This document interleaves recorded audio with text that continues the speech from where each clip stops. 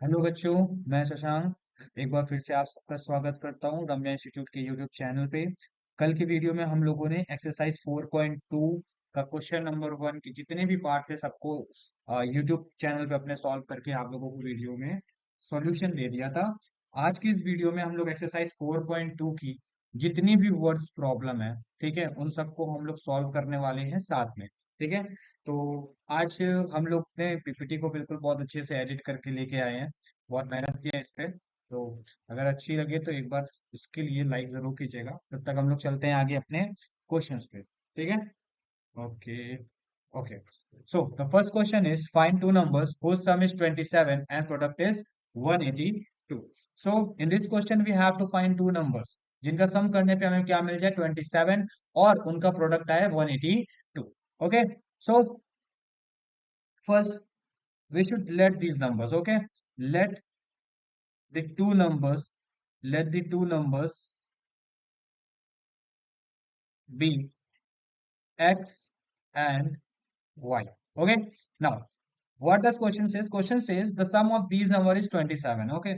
So according to the question, if we add x and y, it will become 27 according to the question। जो x और y का सम होगा वो होगा 27। Okay. Now if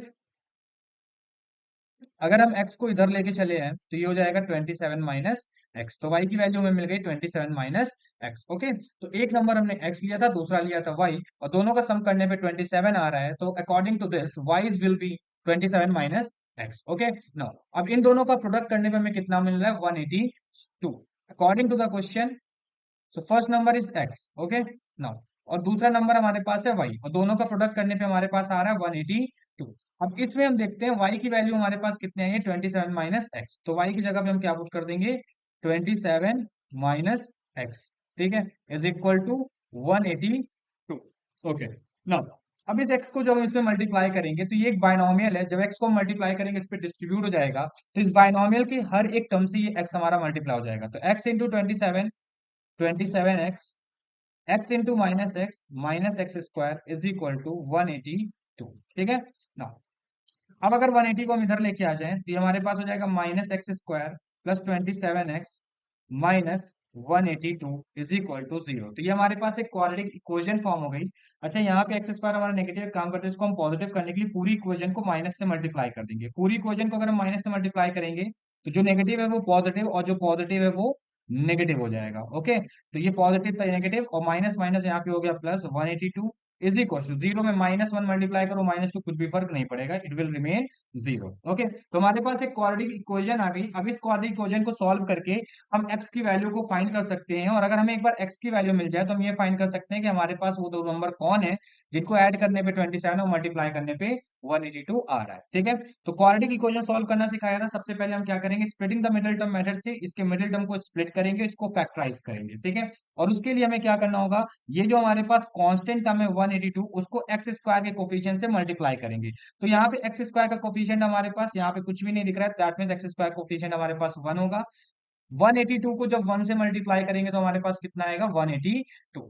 अब हमें एक ऐसा फैक्टर चाहिए, दो ऐसे फैक्टर चाहिए जिनको मल्टीप्लाई करने में 182 और सम करने पे मिडिल टर्म आ जाए। सम क्यों करेंगे, क्योंकि यहाँ पे प्रोडक्ट हमारा पॉजिटिव है। अगर प्रोडक्ट हमारा नेगेटिव होता तो हम लोग यहाँ पे दो ऐसे नंबर फाइंड करते जिनका डिफरेंस करने में मिडिल टर्म आ जाए। ठीक है। लेकिन यहाँ पे क्योंकि प्रोडक्ट हमारा पॉजिटिव है तो दो नंबर ऐसे फाइंड करेंगे जिनका सम करने पे हमें मिडिल टर्म मिल जाए। ओके। उम्मीद है आपको समझ में आ रहा होगा क्या समझाया जा रहा है यहाँ पे। ठीक है। अगर कुछ समझ नहीं आता है तो इसको कमेंट बॉक्स में कमेंट करके जरूर बताएं। फिलहाल सो 182 के फैक्टर्स, अब 182 जो है ना हमारे पास थोड़ा सा बड़ा नंबर है। पिछली वीडियो में हम लोग ने जो भी क्वेश्चन करे थे वहां पे हमारे पास प्रोडक्ट कोई इतने सारे टू डिजिट ही आ रहे थे, तो उसके फैक्टर्स हम लोग को पता होते हैं ज्यादातर। तो 182 के फैक्टर्स निकालने जाएंगे तो सुबह से शाम हो जाएगी और हम लोग उसी में उलझे रह जाएंगे। तो बेटर ये है कि हम लोग 182 को फैक्टराइज कर लें। ठीक है ना। 2 9 जा 18, 2 1 जा 2। ओके। अब 91 ये जाएगा 3 से, 3 2 जा, sorry 3, no no no it's not, sorry sorry बच्चों 3 से नहीं जाएगा। 182, 2 9 जा 18, 2 1 जा 2, फिर इसके बाद ये हमारा जाएगा 7 से, 7 1 जा 7, 7 3 जा 21, और फिर उसके बाद 13 1 जा 13, ठीक है। अब दो नंबर में ऐसे लेने हैं जिनका सम करने पे 27 और मल्टीप्लाई करने पे, तो यहाँ पे देखिए 2 को अगर हम 7 में मल्टीप्लाई करते तो हमें एक फैक्टर मिल जाएगा 14, और 14 को हम 13 में मल्टीप्लाई करेंगे तो हमारे पास क्या आ जाएगा 182, और 14 और 13 का सम करने पे भी हमें मिडिल टर्म यानी कि 27 मिल जाएगा। लेकिन यहाँ पे जो मिडिल टर्म है हमारा नेगेटिव है, लेकिन जो प्रोडक्ट है हमारा पॉजिटिव है, दैट मीन्स दोनों फैक्टर्स को हम क्या लेंगे, नेगेटिव लेंगे। नेगेटिव क्यों लेंगे, क्योंकि दो नेगेटिव फैक्टर्स को मल्टीप्लाई करने पे हमारे पास एक पॉजिटिव प्रोडक्ट आता है, ठीक है। अब तो हम लोग स्प्लिट इसको कैसे करेंगे, x square minus 13x minus 14x plus 182 is equal to 0, ठीक है। अच्छा, जिसको जिसको ये ना समझ में आया हो कि यहाँ पे हम लोगों ने यहाँ पे माइनस साइन क्यों लिया है, वो हमारी पिछली वीडियो को जाके जरूर देखें, वहां पे आपको पता चल जाएगा कि कैसे हम लोग स्प्लिट करते हैं, ठीक है। फिलहाल अभी के लिए इन दोनों में पहले दो एलिमेंट्स में हमारे क्या कॉमन है, दो टर्म्स में क्या कॉमन है, एक्स कॉमन है, तो एक्स माइनस 13 यहाँ बचा, और इन दो टर्म्स में हमारा क्या कॉमन है, -14 कॉमन कर लेंगे तो यहाँ बचेगा x minus 13 is equal to 0, ठीक है। नाउ अब दोनों में x माइनस 13 कॉमन है, x माइनस 13 को कॉमन कर लिया, हमारे पास आ गया x माइनस 14 बच गया is equal to 0। Therefore x minus 13 को पहले 0 से इक्वेट करेंगे, x इज इक्वल टू हमारे पास 13 आ गया, और x minus 14 is equal to 0, x is equal to 14। तो x के हमारे पास दो वैल्यू है, एक 13 और एक 14, तो इनमें से कोई भी एक वैल्यू यहाँ पे उठा के इस इक्वेशन में पुट कर देंगे तो हमें y की मिल जाएगी। For example at x is equal to 13, y is equal to 27 minus x की जगह पे 13 पुट करेंगे तो y की वैल्यू आ जाएगी 14। इसी तरह से अगर हम एट x की जगह पे 14 पुट करेंगे तो y की वैल्यू कितनी आ जाएगी, 27 माइनस 14 इज इक्वल टू 13, ठीक है। तो हमारे दो नंबर जिनका सम करने पे 27 और मल्टीप्लाई करने पे 182 आता है, वो नंबर्स हमारे पास क्या क्या होंगे, आंसर्स हमारे होंगे 13 एंड 14। ओके, चलिए फिर से इस क्वेश्चन का एक बार रिवीजन कर लेते हैं। तो क्वेश्चन ये था कि find two numbers whose sum is 27, तो दो ऐसे नंबर्स फाइंड करने हैं जिनका सम 27 हो एंड प्रोडक्ट इज 182, और उनको मल्टीप्लाई करने पे क्या है 182। तो उन दो नंबर्स को हमने x और y लेट कर लिया, ठीक है। तो x और y का सम 27, ठीक है। तो अगर हम x को RHS में ले जाएंगे तो y इज इक्वल टू हमारे पास हो जाएगा 27 माइनस एक्स, ठीक है। अब क्वेश्चन कह रहा है कि दोनों को मल्टीप्लाई करने में 182 आएगा, तो x इंटू वाई करने में 182। अब इस इक्वेशन के अकॉर्डिंग y की वैल्यू हो जाएगी 27 माइनस एक्स। देखिए y की जगह पे 27 माइनस एक्स इसलिए पुट करना जरूरी था क्योंकि हमें एक क्वाड्रेटिक इक्वेशन फॉर्म करनी थी, हम दो वेरिएबल्स को साथ में लेके ऑपरेट नहीं कर सकते, तो हमें y को इन टर्म्स ऑफ x लिखना ही होगा, ठीक है। तो y की जगह पे हमने 27 माइनस एक्स पुट कर दिया, और इसको सॉल्व करने के बाद हमारे पास एक क्वाड्रेटिक इक्वेशन आई, x square minus 27x plus 182 is equal to 0, जिसको सॉल्व करके हमने x की वैल्यू निकाली और इसको उठा के इस इक्वेशन में पुट करके हमें y की वैल्यू मिल गई। तो हमारे पास दो आंसर्स आए 13 एंड 14, ठीक है। चलिए नेक्स्ट क्वेश्चन पे चलते हैं हमारे। So the next question is question number 4. Find two consecutive positive integers, sum of whose square is 365. तो यहाँ पे क्वेश्चन ये कह रहा है कि दो ऐसे कॉन्जिक्यूटिव पॉजिटिव इंटीजर्स को फाइंड करना है जिसके स्क्वायर्स का जिनके स्क्वायर्स का सम करने पे 365 आ जाए। तो कंसेक्यूटिव पॉजिटिव इंटीजर्स क्या होते हैं, कंसेक्यूटिव पॉजिटिव इंटीजर्स हमारे वो होते हैं जिनके बीच का डिफरेंस एक होता है। जैसे पहले भी समझाया था, जैसे हम अगर 1 2 3 4 5 ऐसे नंबर लिख रहे हैं तो ये सारे नंबर एक के बाद एक आ रहे हैं और सबके बीच का डिफरेंस क्या है 1 है, सबके बीच का डिफरेंस क्या है बेटा 1 है, ठीक है। तो अगर सबके बीच का डिफरेंस 1 है, एक के बाद एक आ रहे हैं, तो ऐसे नंबर्स को हम क्या बोलते हैं कंसेक्यूटिव पॉजिटिव। अच्छा, जरूरी नहीं है कि कंसेक्यूटिव पॉजिटिव इंटीजर्स के बीच का डिफरेंस हमेशा 1 ही है। अगर हम लोग ये बोलते हैं कंसेक्यूटिव इवन पॉजिटिव इंटीजर्स, तो कंसेक्यूटिव इवन पॉजिटिव इंटीजर्स फिर हमारे ऐसे हो जाते हैं, इवन पॉजिटिव इंटीजर्स मतलब जो एक के बाद एक इवन नंबर आते हैं, जैसे 2 4 6 8, ठीक है। तो इन सब के बीच का डिफरेंस तो 2 आ गया। तो जरूरी नहीं है कि एक एक का ही डिफरेंस हो, दो दो का भी हो सकता है, बस वो कंसेक्यूटिव होना चाहिए, मतलब एक के बाद एक आने चाहिए, ठीक है। तो अगर हम यहाँ पे इसका सोल्यूशन देखते हैं, अगर हम एक नंबर को x लेट कर लेंगे तो दूसरा नंबर हमारा क्या हो जाएगा x प्लस 1 लेट। अच्छा, जब तक एक चीज और हमें ध्यान रखना है कि जब तक बोला जाना जाए इवन कंसेक्यूटिव पॉजिटिव इंटीजर, तब तक उनके बीच का डिफरेंस हम लोग 1 ही कंसिडर करेंगे, ठीक है। तो the two let the two consecutive positive, ये क्या हो गया,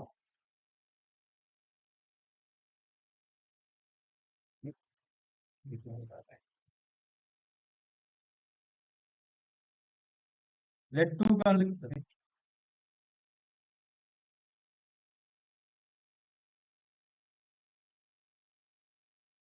पॉजिटिव इंटीजर्स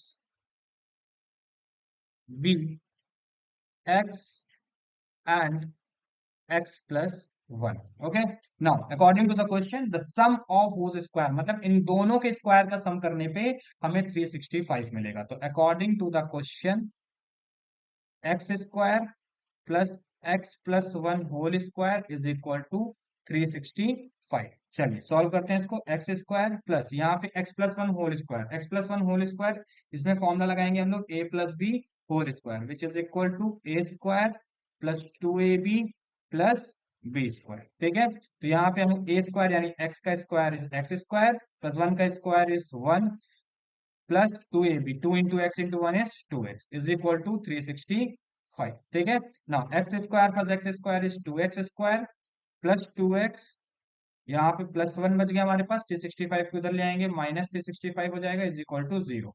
तो two x square plus two x plus one minus 365 करेंगे तो minus 364 is equal to zero. ठीक है, अब यहाँ पे एक्स स्क्वायर एक्स और कांस्टेंट ये सारे के सारे इवन नंबर से ही पूरा हमारा टू से डिवाइड हो जाएगा। जब हम पूरे क्वेश्चन को टू से डिवाइड करेंगे तो हमारे पास बचेगा x square plus x minus 182 is equal to zero. ठीक है, चलिए तो अब इस इक्वेशन को सॉल्व करने के लिए सबसे पहले हम क्या करेंगे, हमारा जो कांस्टेंट टर्म है उसको हम एक्स स्क्वायर के कोफिशिएंट से मल्टीप्लाई करेंगे विच इज वन। तो माइनस 182 को जब हम वन से मल्टीप्लाई करेंगे तो प्रोडक्ट आएगा हमारे पास माइनस 182। और अगर प्रोडक्ट हमारा नेगेटिव आ रहा है तो हमें दो ऐसे फैक्टर्स फाइंड करने होंगे जिनके बीच का डिफरेंस मिडल टर्म आ जाए। ये चीज का जरूर ध्यान रखिएगा कि अगर प्रोडक्ट हमारा पॉजिटिव आता है तो हम दो ऐसे फैक्टर फाइंड करते हैं जिनका सम करने पे मिडल टर्म आए। लेकिन अगर प्रोडक्ट हमारा यहाँ पे नेगेटिव आता है कांस्टेंट और एक्स स्क्वायर के कोफिशिएंट को मल्टीप्लाई करने पे, तो हमें दो ऐसे फैक्टर फाइंड करने होंगे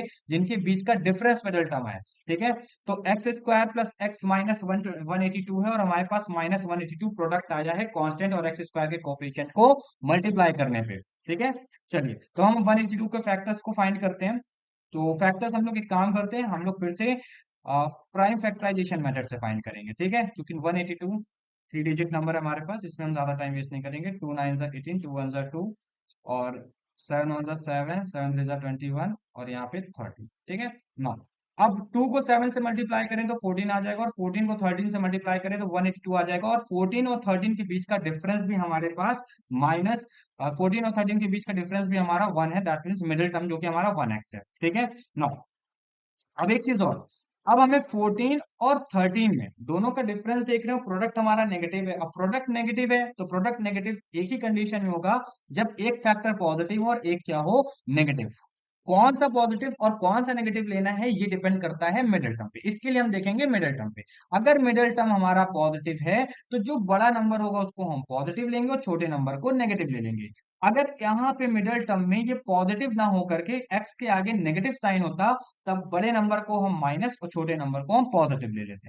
ठीक है, तो अभी के लिए क्योंकि यहाँ पे पॉजिटिव साइन है तो बड़े फैक्टर को पॉजिटिव, छोटे फैक्टर को नेगेटिव कंसिडर करेंगे। तो ये हो जाएगा x square plus 14x minus 13x minus 182 is equal to zero. तो दोनों में x कॉमन, x प्लस 14, इसमें minus 13 common, x plus 14 is equal to zero. ठीक है, तो x प्लस 14 हमारा कॉमन हो गया और हमारे पास बच गया x minus 13 is equal to zero. ठीक है ना, ठीक है ना, देयरफॉर x प्लस 14 को एक बार जीरो से हम इक्वेट करेंगे तो हमारे पास है x is equal to minus 14 और x माइनस 13 इज इक्वल, एक मिनट यहाँ नहीं करते यहाँ करते हैं, x माइनस 13 इज को जीरो से इक्वेट करेंगे तो x इज इक्वल टू हमारे पास 13 आएगा। तो x की वैल्यू हमें कौन सी लेनी है, ध्यान दें क्वेश्चन में क्या बोला है, कंसेक्यूटिव पॉजिटिव इंटीजर्स की बात की है। यहाँ पे तो x की वैल्यू नेगेटिव आ गई तो इसको हम कंसिडर नहीं करेंगे, हम किस वैल्यू कंसिडर करेंगे जो पॉजिटिव है। ठीक है, so therefore the two numbers are the two numbers are 13 and 13 plus one. क्यों, क्योंकि हमने दो नंबर्स x और x प्लस वन लिए, तो एक होगा 13 और 13 प्लस वन दैट इज, एक हो जाएगा हमारे पास 13 और दूसरा हो जाएगा 14। ठीक है, तो क्वेश्चन हमारे पास ये था कि हमारे पास दो कंसेक्यूटिव पॉजिटिव इंटीजर्स हैं जिनके स्क्वायर का सम करने पे 365 आएगा। तो हमने दो कंसेक्यूटिव पॉजिटिव इंटीजर्स को x और x प्लस वन मान लिया। और दोनों को जब हमने दोनों के स्क्वायर का सम किया वो 365 के इक्वल था। और हमने एक क्वाड्रेटिक इक्वेशन फॉर्म की, फिर splitting the middle term method से उसको स्प्लिट किया। स्प्लिट करने के बाद हमने यहाँ पे x की वैल्यू फाइंड की, एक नेगेटिव आई एक पॉजिटिव आई, लेकिन हम पॉजिटिव वैल्यू को कंसीडर करेंगे। क्वेश्चन की डिमांड है कि दो कंसेक्यूटिव पॉजिटिव इंटीजर्स होने चाहिए। तो हमने x की वैल्यू 13 ली, तो हमारे पास x की वैल्यू 13 यहाँ पे पुट करने पे दूसरी वैल्यू आ गई 14। तो हमारे आंसर है 13 एंड 14। ठीक है, ओके। हमारा नेक्स्ट क्वेश्चन है क्वेश्चन नंबर 5। क्वेश्चन नंबर 5 क्या कह रहा है? क्वेश्चन नंबर 5 कह रहा है the altitude of a right triangle is 7 centimetre less than it's base. तो यहाँ पे भाई राइट ट्राइंगल की बात हो रही है, तो पहले एक राइट ट्राइंगल बना लेते हैं हम लोग। ठीक है, तो ये हमारे पास एक है राइट ट्राइंगल। तो इस ड्राइंग खराब है, लेकिन जो है अच्छी है, बेहतर है, आपके काम की है, आपको समझ में आए। ठीक है, हमारे पास एक राइट ट्राइंगल है ए बी सी, हमने इसको नाम दे दिया, it is right angle at B. ठीक है, now the altitude of a right triangle is, अब ऑल्टीट्यूड क्या होता है भाई? हाइट। ये जो ए बी है ना, ये हमारी हाइट है। ठीक है, is 7 centimetre less than it's base. ठीक है, तो इसका बेस जो भी है उससे 7 सेंटीमीटर कम है। If the hypotenuse is 13 centimetre, find the other two side. Okay, तो हाइपोटेन्यूज क्या होता है? ध्यान रहे, हमेशा 90 डिग्री के अपोजिट साइड हमेशा हाइपोटेन्यूज होती है। तो ये जो AC है हमारी, ये हमारी हाइपोटेन्यूज है। ठीक है, ये कितनी, ये हमें गिवन है, ये हमें गिवन है 13 सेंटीमीटर। अब कह रहा है कि भाई जो भी बेस है उससे 7 सेंटीमीटर कम हमारा ऑल्टीट्यूड है। तो लेट कर लेते हैं, उसका बेस मान लेते हैं हम लोग x सेंटीमीटर। ठीक है, तो उसका ऑल्टीट्यूड कितना हो जाएगा? x-7 centimetre, x-7 centimetre. Okay, चलिए लिखिए, let the base, let the base of a right triangle, of a right triangle be x centimetre. ठीक है, therefore its altitude is equal to x-7 centimetre. ऐसा हम नहीं कह रहे, ऐसा क्वेश्चन कह रहा है कि ऑल्टीट्यूड उसका बेस से 7 सेंटीमीटर कम है। ओके, नाउ अब हमारे पास एक ट्राइंगल है ABC, उसका बेस हमें पता चल गया, ऑल्टीट्यूड पता चल गया, और हमारे पास हाइपोटेन्यूज भी है। अब हमें x और x की वैल्यू निकालना है, बेस और ऑल्टीट्यूड हमें फाइंड करना है। ठीक है, तो बच्चों क्या एक बात बताओ, क्या राइट ट्राइंगल में तीनों साइड्स के बीच का कुछ रिलेशन था? कुछ याद है? पाइथागोरस थ्योरम, पाइथागोरस थ्योरम क्या कहता था? The sum of the squares of the two sides is equal to the long square of the longest side, यही था ना? चलिए हम लोग कंसिडर करते हैं triangle A B C by Pythagoras theorem. अरे बच्चों याद है पाइथागोरस, पाइथा दादा ने कुछ बताया था हम लोगों को। क्या बताया था? कि जो लॉन्गेस्ट साइड का स्क्वायर है वो अदर टू साइड्स के स्क्वायर के सम के इक्वल है। कहाँ से पता हो? पढ़ते लिखते कुछ हो नहीं, पढ़ाई लिखाई हो नहीं रही है, बस दिन भर स्क्रॉल करते रहोगे। चलो अब स्क्रॉल करते करते यूट्यूब पे मेरे इस वीडियो पे आ जाओ और पढ़ाई कर लो थोड़ा सा, पढ़ाई करके फिर वापस चले जाना। ठीक है, तो bye Pythagoras theorem, longest side, किसी भी राइट ट्राइंगल के लॉन्गेस्ट साइड का स्क्वायर उसके बाकी के दो साइड के स्क्वायर के सम के इक्वल होता है। चलिए सारी वैल्यूज पुट करते हैं। तो AC की वैल्यू यहाँ पे कितनी है? 13 सेंटीमीटर। तो 13 का whole square is equal to AB की वैल्यू कितनी है? x-7 का होल स्क्वायर, प्लस BC की वैल्यू कितनी है? x का स्क्वायर। 13 का स्क्वायर कितना हुआ? अरे याद है गधो, 13 का स्क्वायर 169। x-7, बताओ कौन सा फॉर्मूला लगेगा यहाँ पे? a-b whole square is equal to a square -2ab plus B square. ठीक है, याद कर लेना गधो, पढ़ाई लिखाई करो। देखो, तो ये क्या हो जाएगा? एक्स स्क्वायर माइनस 14x हो जाएगा, 2 × x × 7 -14x प्लस 7 का स्क्वायर 49 प्लस एक्स स्क्वायर। ठीक है, तो 169 is equal to x square -14x, अच्छा नहीं नहीं नहीं रुक जाओ, x square plus x square 2x square हो जाएगा, -14x प्लस 49। ठीक है ना, इसको हम उल्टा करके लिख देते हैं, 2x square -14x plus 49 is equal to 169। ठीक है, अब 169 को हम इधर लेके आते हैं, 2x square -14x plus 49 RHS से एलएचएस में लेके आओगे तो क्या होगा, जो पॉजिटिव है वो नेगेटिव, जो नेगेटिव है वो पॉजिटिव। ठीक है, चलो आगे देखो। तो हमारे पास आ गया 2x² minus 14x plus 49 minus, अच्छा 49 माइनस 169 करने पे कितना आएगा, ये हमारे पास बचेगा 2x² माइनस 14x, और 49 माइनस 169 कितना हो जाएगा, -120, -120 इज इक्वल टू 0। ठीक है, ये सारे के सारे इवन नंबर हैं, इस पूरी इक्वेशन को 2 से डिवाइड कर देंगे तो क्या बचेगा हमारे पास, x² minus 7x minus 60 is equal to 0। ठीक है, तो हमारे पास एक क्वाड्रेटिक इक्वेशन आ गई है। अब हमें splitting the middle term method से इसको क्या करना होगा, स्प्लिट करके फैक्टराइज करना होगा और हमें x की वैल्यू मिल जाएगी। तो चलिए करते हैं। सबसे पहले क्या करेंगे, हमारे पास कांस्टेंट टर्म हमारे पास क्या है, -60। कितना है, -60, और x² का कोफिशिएंट क्या है, 1 है। तो ये हमारे पास प्रोडक्ट कितना आया, -60। ठीक है, सबसे आसान तरीका बता रहे हैं, इसको फैक्टराइज कर लो, समझे, फैक्टराइज कर लो। उम्मीद है फैक्टराइजेशन तो आता होगा, इतने बड़े तो गधे नहीं होगे तुम लोग। मजाक कर रहे हो बच्चों, चलो देखो करो। 30, दिल पे मत लेना बच्चों बात, पढ़ाई लिखाई कर दो इसलिए बोलते हैं। 3 5 जा 15, 5 1 जा 5। ठीक है, अब हमें क्या करना है भाई, देखो हमारा जो प्रोडक्ट आया है वो नेगेटिव आया है, और अगर प्रोडक्ट हमारा नेगेटिव आता था तो हम क्या करते थे, प्रोडक्ट अगर नेगेटिव आता था तो हम दो एक्स से फैक्टर फाइंड करते हैं जिनको मल्टीप्लाई करने पे 60 आ जाए, -60 आ जाए, और दोनों के बीच का डिफरेंस फाइंड करते थे। डिफरेंस करने पे हमें मिडिल टर्म मिल जाए। ठीक है, तो यहाँ पे देखते हैं भाई, मिडिल टर्म है हमारा 7। अब दो नंबर ऐसे लेने जिनके बीच का डिफरेंस 7 हो और मल्टीप्लाई करने में 60 आ जाए, देखें जरा क्या होगा। 2 2 जा 4, 4 3 जा 12, अरे हाँ 12 और 5, 12 और 5 दोनों के बीच का डिफरेंस भी 7 और मल्टीप्लाई करने पे 60 भी आ जाएगा। लेकिन अब एक प्रॉब्लम और है कि जो प्रोडक्ट है हमारा नेगेटिव है, और अगर प्रोडक्ट नेगेटिव है तो दोनों में से कोई एक फैक्टर नेगेटिव होगा और कोई एक पॉजिटिव होगा।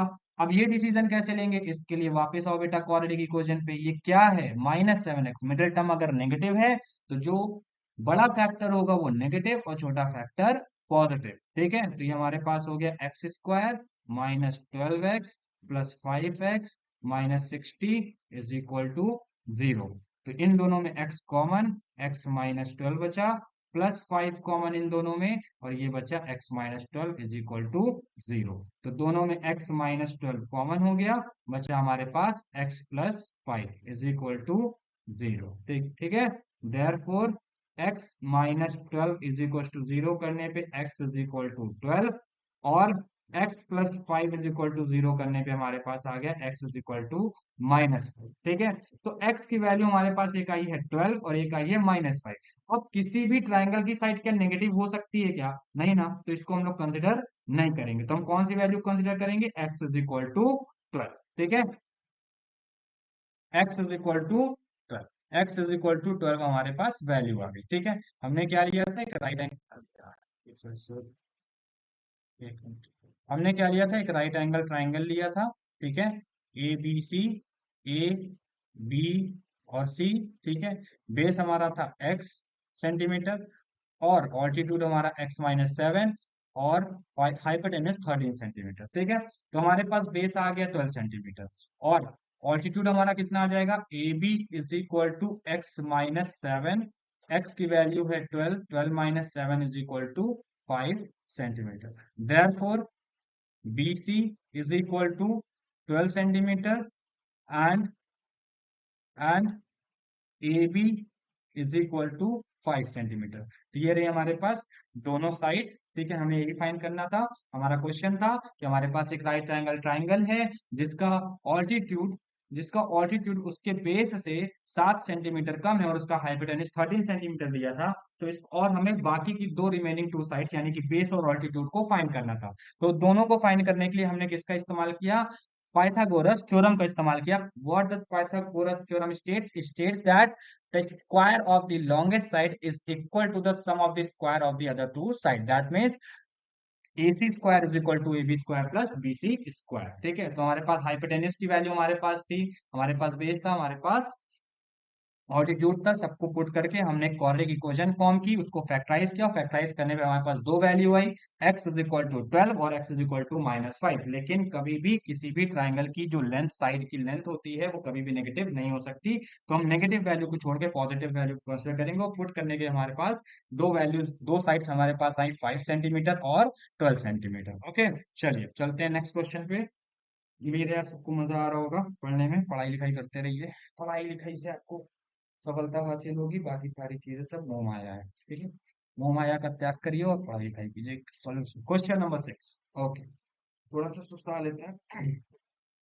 Question number 6। So a cottage industry produces a certain number of pottery articles in a day. तो हमारे पास भाई क्वेश्चन में ये कह रहा है कि एक कॉटेज इंडस्ट्री है, एक कॉटेज इंडस्ट्री है जो कुछ नंबर ऑफ पॉटरी आर्टिकल्स एक दिन में क्या करती है, प्रोड्यूस करती है, ठीक है ना। It was observe on a particular day that the cost of production of each article in rupees was three more than twice the number of articles produce on that day. तो ये statement क्या कह रहा है, ये कह रहा है कि किसी पर्टिकुलर दिन में ये ऑब्जर्व किया गया कि उस दिन जो आर्टिकल है, जो आर्टिकल है, एक आर्टिकल का जो कॉस्ट है, प्रोडक्शन का जो कॉस्ट है, वो जितने नंबर ऑफ आर्टिकल्स उस दिन प्रोड्यूस किए गए उसका ट्वाइस कर दें तो उससे भी तीन ज्यादा है, ठीक है। आगे क्या कह रहा है, if the total cost of production on that day was ₹90, was ₹90, find the number of article produce and the cost of each article, ठीक है।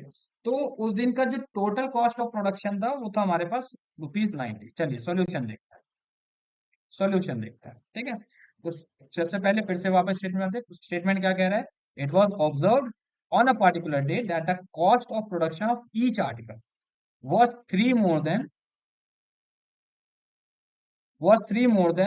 twice the number of articles produced on that day। मतलब उस दिन पे जितने भी article produce हुए उसका अगर हम डबल कर दें, ठीक है, और उसमें थ्री ऐड कर दें तो वो एक आर्टिकल का कॉस्ट है, ठीक है ना। If the total cost of production, अब हमें उस दिन की total cost of production given है और हमें फाइंड क्या करना है, नंबर ऑफ आर्टिकल्स जो उस दिन प्रोड्यूस हुए हैं और कॉस्ट ऑफ ईच आर्टिकल, ठीक है।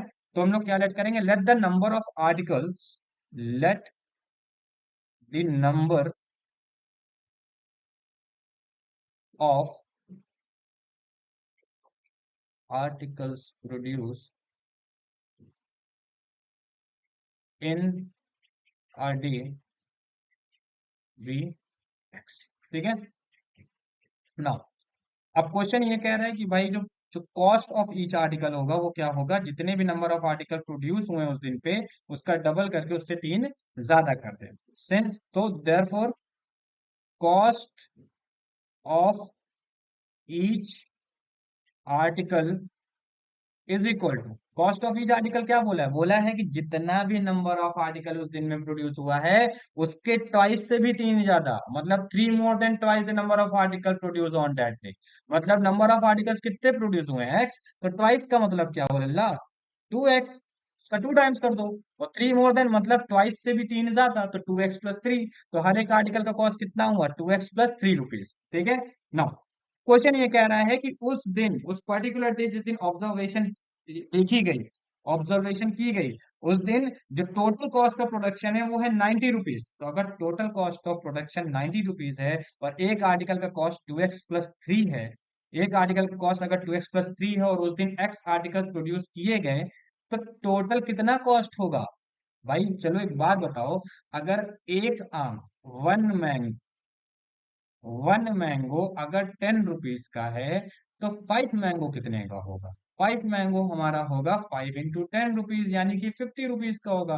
तो उसी तरह एक आर्टिकल का कॉस्ट अगर 2x+3 है तो एक्स आर्टिकल कॉस्ट कितना होगा, x × 2x+3 होगा कि नहीं। तो according to the question, according to the question total cost हमारा कितना होगा, टोटल कॉस्ट हो जाएगा हमारा x × 2x+3, ठीक है, x × 2x+3, और टोटल कॉस्ट ऑफ प्रोडक्शन हमें गिवन है विच इज 90 रुपीज। चलिए मल्टीप्लाई कीजिए, x × 2x 2x² plus x × 3 3x, और प्लस ये 90 है इधर आएगा -90 हो जाएगा, इज इक्वल टू 0, ठीक है। ये हमारे पास एक क्वाड्रेटिक इक्वेशन फॉर्म हो गई। अब यहाँ से हम x की वैल्यू निकालेंगे, तो उसके लिए क्या करेंगे, पहले इस कांस्टेंट टर्म को x² के कोफिशिएंट यानी 2 से मल्टीप्लाई करेंगे। तो 2 × -90 करने पे कितना आएगा, 180। अरे मल्टीप्लीकेशन याद है कि भूल गए हो? कर पा रहे हो ना? चलो देखो इधर।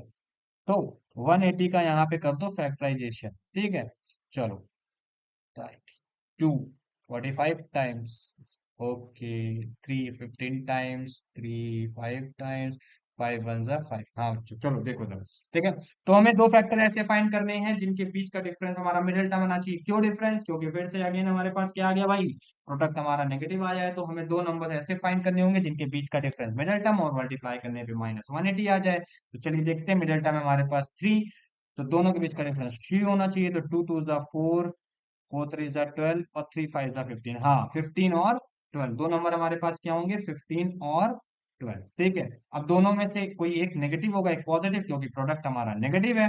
अब ये डिसीजन कैसे लेंगे, मिडिल टर्म पॉजिटिव है तो बड़ा नंबर पॉजिटिव, छोटा नंबर नेगेटिव, तो क्या हो जाएगा 2x² plus 15x minus 12x minus 90 is equal to 0। दोनों में क्या कॉमन है, दोनों में सिर्फ x कॉमन है, तो ये बच जाएगा 2x प्लस 15। और इन दोनों में क्या कॉमन है, इन दोनों में भाई हमारे पास कॉमन है 6 कॉमन है। जब 6 कॉमन करेंगे तो हमारे पास क्या बच जाएगा, 6 कॉमन करेंगे तो ये हमारे पास बचेगा 2x plus 15 is equal to 0। तो 2x प्लस 15 कॉमन हो गया और बचा हमारे पास x minus 6 is equal to 0। Therefore 2x plus 15 is equal to 0, x is equal to -15/2। और एक हमारे पास आ गया x minus 6 is equal to 0, x is equal to 6। अब बताओ भाई x क्या था, number of article produce in a day. और नंबर ऑफ आर्टिकल्स नेगेटिव होंगे क्या भाई, ना, नॉट पॉसिबल, ठीक है। नंबर ऑफ आर्टिकल्स, हम लोग यहाँ काउंटिंग नंबर की बात कर रहे हैं, तो नेगेटिव नहीं होंगे, तो x की वैल्यू हम क्या लेंगे, 6 लेंगे, ठीक है। तो number of articles produce in a day कितना आया, 6 है। Therefore number of articles produce in a day is equal to 6। और हमें क्या फाइंड करना था, कॉस्ट ऑफ ईच आर्टिकल। तो cost of each article is equal to क्या था, cost of each article 2x plus 3 था ना, तो यहाँ पे x की वैल्यू पुट कर दो, 2 × 6 प्लस 3, तो 2 6 12 प्लस 3, ठीक है। 12 + 3 कितना हुआ, 15, मतलब एक आर्टिकल कॉस्ट कितना था, 15 रुपीज, ठीक है। समझ में आई बात? तो चलिए फिर से एक बार क्वेश्चन को हम रिवाइज करते हैं। क्वेश्चन था कि हमारे पास एक कॉटेज इंडस्ट्री है जो certain number of pottery articles को एक दिन में प्रोड्यूस करती है। और ये ऑब्जर्व किया गया एक पर्टिकुलर डे पे कि जो प्रोडक्शन की कॉस्ट है एक आर्टिकल की, वो उस दिन जितने भी आर्टिकल प्रोड्यूस किए गए हैं उसका ट्वाइस से भी 3 ज्यादा, यानी उसके प्राइस, मतलब जितने नंबर ऑफ आर्टिकल प्रोड्यूस हुए हैं उसका डबल कर दें और उसमें 3 ऐड कर दें, तो वो होगी हमारे एक आर्टिकल की कॉस्ट। और उस दिन जो cost of total cost of production था वो 90 रुपीज का था। तो हमें फाइंड करना था कि नंबर ऑफ आर्टिकल्स जो प्रोड्यूस हुए उस दिन और कॉस्ट ऑफ ईच आर्टिकल। तो number of article produce in a day हमने मान लिया x, तो cost of each article according to the statement क्या हो जाएगा, 2x + 3, ठीक है। अब दोनों, अब जो टोटल कॉस्ट ऑफ प्रोडक्शन था वो 90 रुपीज, और टोटल कॉस्ट ऑफ प्रोडक्शन हमारा क्या आएगा, x इंटू 2x + 3। तो हमने दोनों को सॉल्व कर लिया। सॉल्व करने के बाद हमारे पास क्वाड्रेटिक इक्वेशन फॉर्म हुई। क्वाड्रेटिक इक्वेशन को हमने फैक्टराइज किया, हमारे पास दो वैल्यूज आई, एक आई -15/2, लेकिन x क्योंकि हमारे नंबर ऑफ आर्टिकल्स है, नंबर ऑफ आर्टिकल्स हमारे नेगेटिव नहीं हो सकते, तो हमने कौन सी वैल्यू कंसिडर की, x इज इक्वल टू 6, ठीक है। तो एक मतलब एक दिन में जितने आर्टिकल प्रोड्यूस किए गए थे उसकी वैल्यू क्या है, 6। और कॉस्ट ऑफ ईच आर्टिकल, जब हम इसको यहाँ पे x की वैल्यू 6 पुट करेंगे तो हमारे पास कॉस्ट ऑफ ईच आर्टिकल आ जाएगा 15 rupees. Okay, so thank you so much for watching. पसंद आई हो तो लाइक कमेंट शेयर जरूर करें और सब्सक्राइब करें। और कमेंट करके जितने भी डाउट्स हैं अपने, जो भी पूछना है या किसी पर्टिकुलर टॉपिक पे वीडियो चाहिए या कोई मैथ्स कोई कॉन्सेप्ट समझ नहीं आ रहा है तो उसको कमेंट करके हमें जरूर बताएं। हम लोग कोशिश करेंगे कि हम लोग जल्द से जल्द उस पर्टिकुलर डाउट के लिए वीडियो बना पाए और आप तक पहुंचा पाए, ठीक है। Thank you.